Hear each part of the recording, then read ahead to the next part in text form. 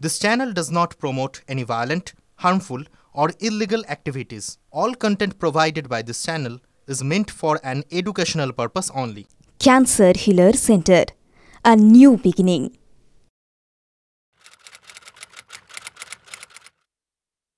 আমি অনির্বাণের কাছে যাব। অনির্বাণ বাবু, একটা সমালোচনা ছিল যে মধ্যবিত্তের একটা বড় অংশ নরেন্দ্র মোদীর সরকারকে সমর্থন করেনি শেষ লোকসভা ভোটে, যে কারণে আসন সংখ্যা বিজেপির 240-এ নেমে এসেছিল।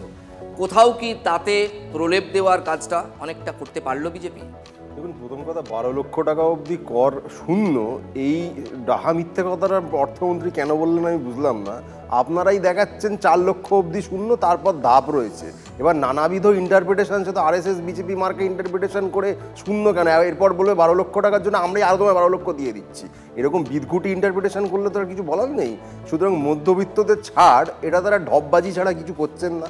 এবং এটাও খেয়াল রাখবেন যে সামনে আর কদিন পরেই দিল্লির বিধানসভা ভোট, এবং জানুয়ারি মাসের 22 বা 23 তারিখ অরবিন্দ কেজরিওয়াল একদম স্পষ্ট বলেছিলেন মধ্যবিত্তদের জন্য এই সরকার কিছু করে না, আমরা আমাদের সীমিত ক্ষমতা নেই, যা করবো ইত্যাদি বলেছিলেন।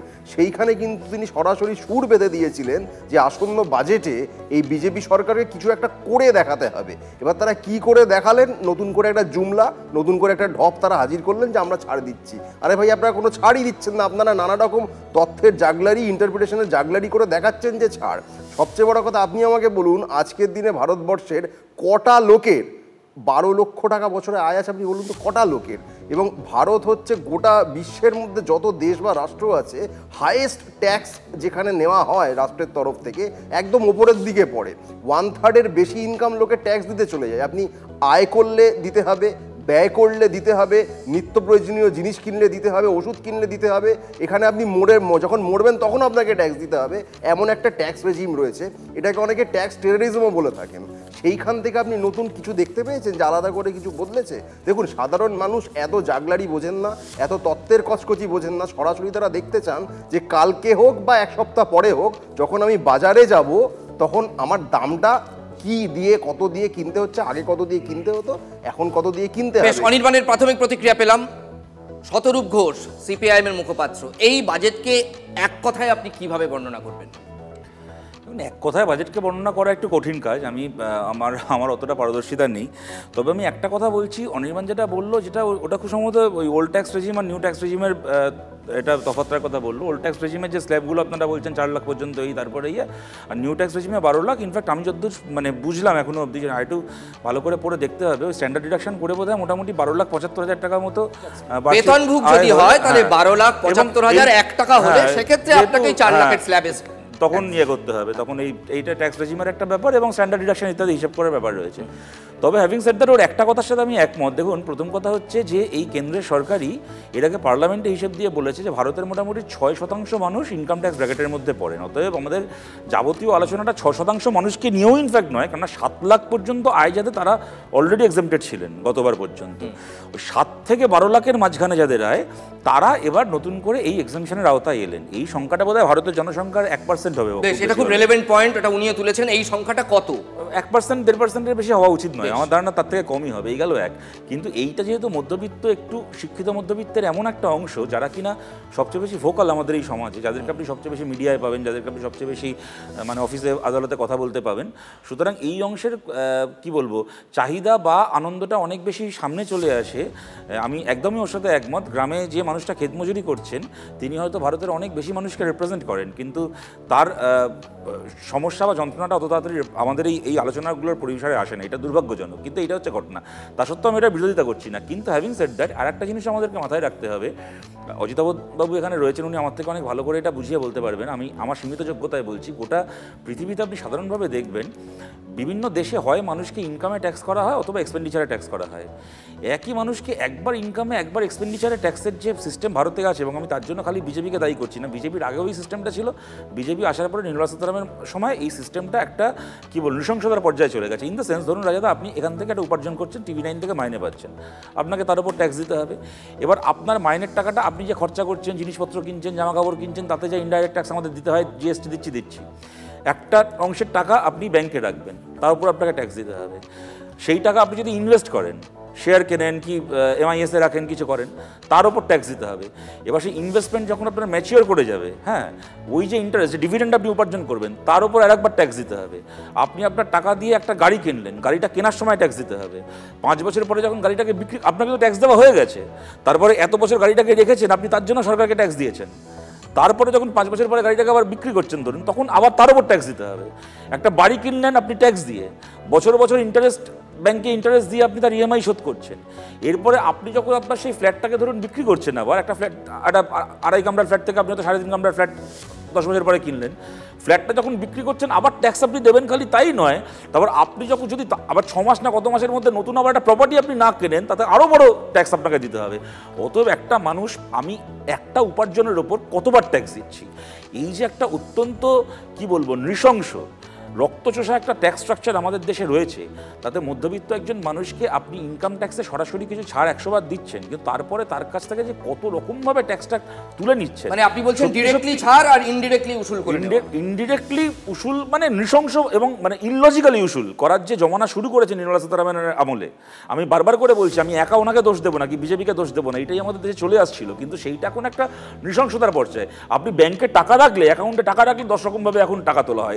এই তার আপনার এক সেভিংস অ্যাকাউন্ট বাবদ এত টাকা, আপনার ডেবিট কার্ডের জন্য অত টাকা, এই। আর আমি আর তার সাথে আর একটা ছোট্ট কথা বলছি, যেটা এইটা আমি শুনছিলাম আজকে, বোধহয় খুব সম্ভবত সুকান্ত মজুমদার এটা বলেছেন, যেটা জগন্নাথ দাও বললেন, যে এই যে 100টা অ্যাসপিরেশনাল ডিস্ট্রিক্টের কথা ওনারা বলেছেন, পশ্চিমবঙ্গ নাম দেয়নি, এটা সত্যি কথা। হয়তো আমাদের তো এই সরকার কল্যাণীতে এমস, এই কি বলে, তার আগে রায়গঞ্জে এমস করার জন্য কোনোভাবে জমি দিলেন না বলে রায়গঞ্জে এমস হলো না।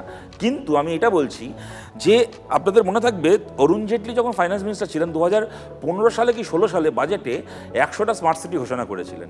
পশ্চিমবঙ্গ সরকারের জমি দেওয়া বা না দেওয়ার জন্য তো আটকে নেই, গোটা ভারতে 100টা স্মার্ট সিটি ঘোষণা করেছিলেন, বেশিরভাগ রাজ্যে। সেই সময় তো আরও বেশি রাজ্যে বিজেপির সরকার ছিল। তার রূপায়ণ কটা হয়েছে এটা আপনি বলছেন? মানে অরুণ জেটলি মরে ভূত হয়ে ওনার বোধহয় এতদিনে আর একটা জন্ম নেওয়া হয়ে গেছে, কিন্তু ভারতে 100টা স্মার্ট সিটি কোথায় হয়েছে আমাকে তো একটু দেখান। আর তার সঙ্গে যে বাংলার বঞ্চনা ইত্যাদি নিয়ে কথা হচ্ছে, আমি খালি একটা জিনিস এখানে আপনাদেরকে বলছি। দেখুন, প্রথম কথা হচ্ছে, আমরা বামপন্থীরা না এই দৃষ্টিভঙ্গিটারই বিরোধী যে লালু প্রসাদ যখন রেলমন্ত্রী হবেন তখন সব ট্রেন বিহার পাবে, আবার মমতা বন্দ্যোপাধ্যায় যখন রেলমন্ত্রী হবেন তখন সব ট্রেন বাংলা পাবে। এইটা না একটা দেশের বাজেট এইভাবে হওয়া উচিত নয়। বাট হ্যাভিং সেড দ্যাট, দুটো ছোট্ট কথা, বিজেপি আমাদেরকে বরাবর ব্যঙ্গ করে এই বলে যে ভাই তোমরা জোট সরকার তৈরি করবে, তোমরা মিলিজুলি সরকার হবে, দুর্বল সরকার, আমরা শক্তিশালী সরকার তৈরি করব। শক্তিশালী সরকারের এমন নমুনা যে নীতিশ কুমার আর চন্দ্রবাবু নাইডুর দিকে তাকিয়ে এখন ভারতের বাজেট হয় না, এখন বাজেট হয় অন্ধ্রপ্রদেশ। সেটা আমরা দ্বিতীয় পর্বের আলোচনা, যতটুকু আমরা দ্বিতীয় পর্যায়ের আলোচনায় এইটা নিয়েই আসবো, যে কোনো রাজ্য স্পেসিফিক হয়েছে কিনা। অজিতাভ বাবুর কাছে যেটা আমার প্রশ্ন, যেটা সাধারণ মানুষের কনসার্ন, সেটা হচ্ছে একটা গরিব মানুষকেও কিন্তু বিস্কুট কিনতে গিয়ে সেই 18% GST দিতে হচ্ছে, তাতে কোনো বদল নেই। GST কাউন্সিল প্লাস যদি 30,000 টাকা হেলথ বিমা হয় কারো, স্বাস্থ্য বিমা 30,000 টাকা যদি বছরে প্রিমিয়াম হয়, তাহলে তাকে 5,400 টাকা দিতে হচ্ছে। এগুলো সুরাহা কি এর মধ্যে কোথাও থাকছে? অদূর ভবিষ্যতে কি সম্ভাবনা আছে? এই যে ট্যাক্স স্ট্রাকচার চেঞ্জ হবে বলা হচ্ছে, নতুন ইনকাম ট্যাক্স আইন আনা হবে বলা হচ্ছে, কি প্রত্যাশা আপনার থাকছে? আজকেরটা কি হয়েছে মানুষ দেখেই ফেলেছেন প্রায়। আসলে মুশকিলটা হচ্ছে কি, আমরা বাজেট থেকে সব কিছু পেতে চাই। প্রবলেমটা হচ্ছে বেশিরভাগ দেশে বাজেটটাকে একটা সরকারের বার্ষিক আয় ব্যয় হিসাবেই সীমিত রাখা হয়। একটা অর্থনীতির ফাংশনিংটা তো বাজেট পুরো কন্ট্রোল করবে এটা মনে করা ভুল, আনলেস আমরা একটা পুরোপুরি পুরনো স্টাইলের সমাজতান্ত্রিক যদি না হই একটা দেশ। এই বাজেটে আমরা যেটা এক্সপেক্ট করি সেটা হচ্ছে সত্যিকারের একটা স্বল্পকালীন এই মুহূর্তে কি করা যেতে পারে। সমস্ত রকম এস্টিমেট যেটা দেখাচ্ছে যে কোভিডের সময় আমাদের সমস্যাটা ছিল উৎপাদন করতে পারছে না কেন, চিপসের প্রবলেম, তাই জন্য ইলেকট্রনিক্স মার খাচ্ছে।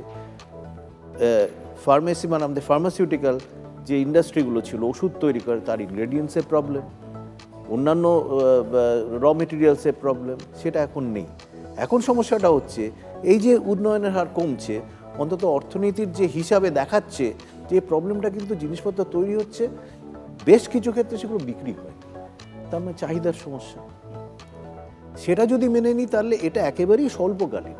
এই মুহূর্তে চাহিদার সমস্যার একটা যেটা উপায় আমরা চিন্তা করি সেটা হচ্ছে মানুষের হাতে পকেটে টাকা একটু বেশি যদি আসে। এখানেই আসছি যে শতাংশ মানুষ এই কর ছাড় পাবেন, সেই শতাংশ মানুষের হাতে যদি টাকা রোল করে তাহলে কি অর্থনীতিতে গতি আসবে? একটা জিনিস বলে নিই, এই রোল করা কোন সেক্টরে কে খরচা করছে। আমাদের যদি 100 টাকা খরচা হয়, কেমন কত শতাংশ মানুষ কত শতাংশ খরচা করে, এইটা হচ্ছে আসল।